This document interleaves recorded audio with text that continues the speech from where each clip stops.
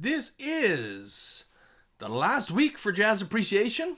This week we're going to be talking about some more fusion, kind of the end of the fusion period, from jazz, rock, and beyond those two genres. Just so you're aware, this will be our last week of discussion questions and slides and videos. Next week we'll have one little thing to do that's kind of fun and exciting and not for marks. A really great way to end our year. As always, folks, you can find this presentation on our Google Classroom in the form of slides if you wish to go through it at your own pace. Let's begin. Here we have Miles Davis, who was a devoted jazz musician, and he devoted as much time to his painting, which is kind of in that avant-garde style as well, as he did to his actual music work. So, during the 1950s, rock and roll, which was a mix of the rhythms of R&B and the sound of hillbilly and country music, which was led by Chuck Berry, Little Richard, Elvis Presley, and others, started drawing large crowds of Caucasian or white teenagers. Jazz musicians considered it immature and a fad, unlike jazz, which had a history of adult sensibilities. Now, just so you folks know, I'm not going to read everything. That would be way too boring, and quite frankly, that's boring. I don't want to do that. You don't want to hear me do that. So I'm going to hit on the key points of this time period. Remember, fusion, okay, from the 1980s all the way up until now, really, is still a very kind of forward-thinking movement in jazz that is still being played and heard today. So, by the 1960s, rock overwhelmed popular music, which resulted in much less work for jazz musicians. So fusion, which is a pop-jazz mixture, was viewed as one answer to this problem for jazz musicians and really started to kind of bring back jazz to that popularity level that it once was. So rock and roll was a new source of popular music. Many of rock stars and rock songs, were written by people from New York, which were aimed at the younger audiences.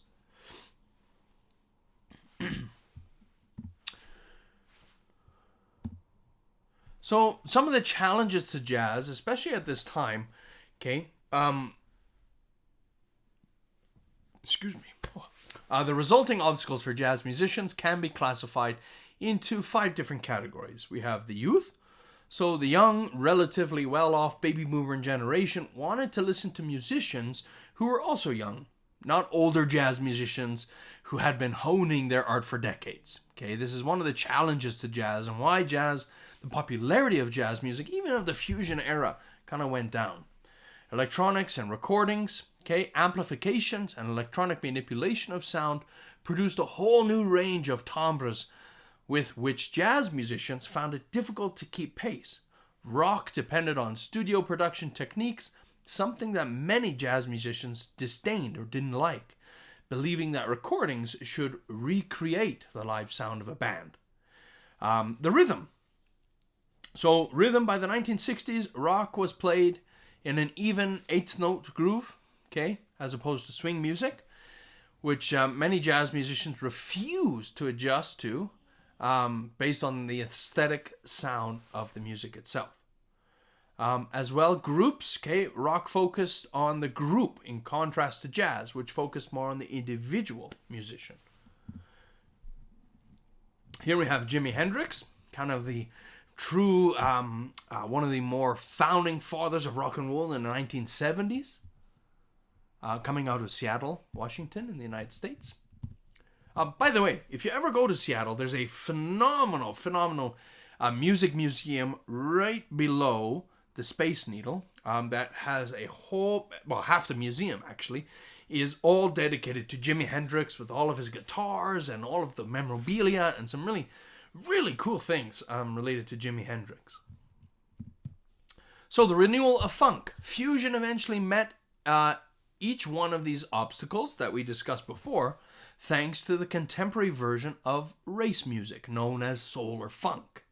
okay, which is predominantly, by the way, soul and funk music is predominantly performed, produced, recorded, and composed by African American people and musicians. Soul music, remember, dates back from the 1950s, when Ray Charles used religious grooves in secular music, and soul jazz artists such as Horace Silver and Jimmy Smith emphasized those backbeats. Okay, we have on the beat, we have off the beat, and they emphasize that off the beat, right? The new funk was exemplified by James Brown's rhythmic crossover arrangements. And here we have James Brown, right dead center in the middle here. So there's this renewal of funk music in the late 1970s and into the 1980s, which really then brought about this idea of fusion, rock and funk, right? As rock music was really popular, funk music was being brought in, and soul and R&B music was being transformed into jazz music by a lot of these artists to combat or to fuse with and work together with the popularity of rock music. And so we get this kind of, like I said, fusion or mixing of the two genres, because jazz artists recognized that rock music was so popular and they wanted jazz to gain that popularity again, way back when it was popular during the swing period. And so they brought this funk idea, which kind of fused rock and old school jazz together. Miles Davis, with his album Miles Ahead, was the breakthrough album that really drove this kind of fusion time period in jazz and really became popular because of the sound that Miles Davis and Chick Corea could create in terms of fusion and funk. Okay, we also get really famous guitar players like John McLaughlin, who took styles from India, from the Mahavishnu Orchestra Band, which had its kind of sound roots, based in the Indian traditions from India. And he took those really interesting sounds from those really interesting and unique instruments and put them into a jazz funk fusion style. Okay, and like we said, we've got Mahavishnu, and Weather Report with Chick Corea. Weather Report was a fusion group, a funk-based fusion group that used a lot of electronic instruments, and we get the Chick Corea, who was really great at playing the electronic keytar. So it looked like a piano. It's an electric piano, but it had a strap on it, and then the strap and the player could play it like a guitar, playing all the notes on this electric piano. It's really, really fascinating and really cool. And here we have the Mahavishnu Orchestra with John McLaughlin. Okay, and Chick Corea, by the way, he's right. So we have left, right. We have Lenny White. Here we have Chick Corea. Okay, he looks if you take out the mustache, he looks exactly the same today. Okay, and this was in the 70s. He hasn't changed. He's gotten older, but his style and the way he performs on stage hasn't changed. So check it out. YouTube, Chick Corea. Okay, there's his name there, Chick Corea. Okay, awesome player, very smart jazz musician. And Chick Corea's band is called Weather Report. Okay, very famous funk fusion group. Used a lot of electronics, a lot of synthesizers to create their sound, which is really cool. And a lot of unique instruments like the soprano saxophone. The saxophone looks like a clarinet, but it's all made of brass. And the clarinet also was really used in this music. Really cool sounds coming out of this. Okay, we also get very famous, very well-known bass guitar and guitar player, Jaco Pastorius. Okay, very famous. His tunes are still played today, especially if you're looking to go to university or college for bass, electric bass, or even stand-up bass. Okay, a lot of Pastorius's Jaco Pastorius' music is used for auditions to university programs. Okay, we also get the Chameleons with Herbie Hancock as a piano player. Very great piano player, took in this idea of the funk jazz feel and really put it to the test in this fusion era. And here we have Herbie Hancock playing the piano. Excuse me. We also get Keith Jarrett. Okay. Really great musician. And he had a very great stage presence. Was able to get the audience moving, to get the audience engaged, even in the smallest type venues. He could always get people up and moving, or tapping, or singing, or clapping, or hollering, especially that funky time music.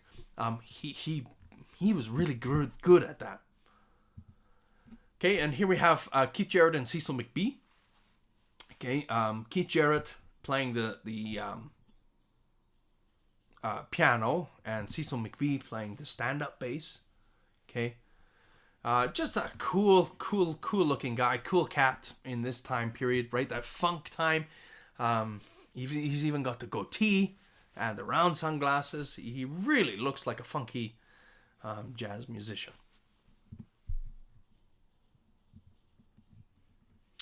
We get Pat Metheny. Okay, very great, trained as a classical guitar player, and then moved into the jazz and pop world. We get Hard Fusion. Okay, taking a lot of pop music and traditional rock roots, putting that into the test, so if you take a look, so if you have jazz on one side, the traditional jazz, and you got pop and rock on the one side, when we say hard fusion to smooth jazz, so hard fusion, okay, you have jazz, you have rock and pop. Hard fusion is where you have more rock and pop than the actual traditions of jazz, but then smooth jazz flips that. It inverts that. It actually, there's more of those traditional jazz roots in smooth jazz than rock and pop.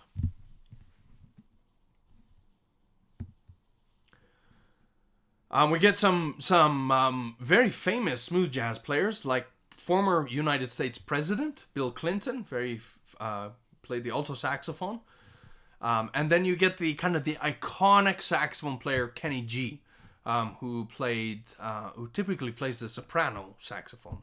That very smooth jazz feel that you hear in beatnik bars or clubs, as well as that smooth jazz is played very often in coffee shops like Starbucks. We get jam bands, okay, small groups, people coming together from, sometimes they're from all over the place, coming together to play together in smaller groups. But you also get a lot of people who grew up together, friends that played in garage bands in this kind of jazz style, who became big as jam bands like the Grateful Dead. We have John Medeski, Chris Wood, and Billy Martin as one of these very famous jam bands. Okay. Excuse me. You can actually see John Medeski here. Okay, he's playing the organ, the electric organ, which is pretty cool. Right, it gives that funky kind of feel, that funky vibe to it. Very fusion. We also get John Scofield, okay, both a great jazz guitarist who was also classically trained to begin with, okay. Plays a lot of blues, plays a lot of bluegrass style music, very fast fingers, great player. We also get acid jazz and the birth of hip-hop. Okay, now the term acid jazz comes from the English rave scene, right? Raves where lots of people are congregated together, dancing very close to one another. Okay, and the DJ plays, this kind of alternating house music, and we get a lot of jazz music sounds in that acid jazz scene. Okay, hip-hop is the latest music to inform fusion. So hip-hop, even to today, has its roots based in this fusion jazz genre or style. Okay, and then we get fusion and rock. We get the combination between jazz and rock and roll music. Okay, those bass rhythms like dum dum ga dum dum ga dum dum ga dum dum ga, and then you usually over those kind of the more rock rhythms and rock chord structure, you get a lot of improvising happening. So for example, right, dum dum ga dum dum ga dum dum da dum dum ga sibap boodin dem boodin de boodin da. Okay, we get a lot of this fusion between the rock rhythmic side of things and the more solo or improvisation side of things from jazz. We've got Robert Glasper, a world-renowned piano player. More on the hip-hop scene. He was the musical director of the group Mos Def, which actually still has a lot of their music being played today on the radio. All right. We're at the end. Yes! Congratulations, folks. You made it to the very end of all this learning. Next week, like I said, we're doing something really fun. Okay, there will be no video, no discussion question, except this week there is a discussion question. But before you answer that question, have a listen to some of these really awesome kind of later fusion songs. Okay, so Miles Davis, Spanish Key is a really, really great one. Corea, okay, The Return to Forever, Song of the Pharaoh Kings, great song with Weather Report. Birdland is one of the most famous songs from Weather Report of this fusion style. Jaco Pastorius, if you're really into the bass, okay, I don't know how he does it, but he's got some mad skills, right? He can slap at the bass really, really well. As well, the last one I would like you to take a listen to is Herbie Hancock. These other guys are really great.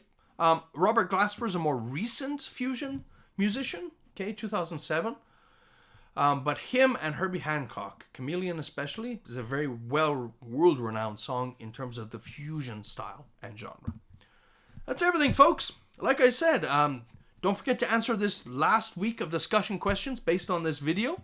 Hope everybody has a wonderful week ahead, and if you have any questions, feel free to fire me an email. Thank you so much for listening after all these weeks, and have a wonderful, wonderful week ahead. Bye for now.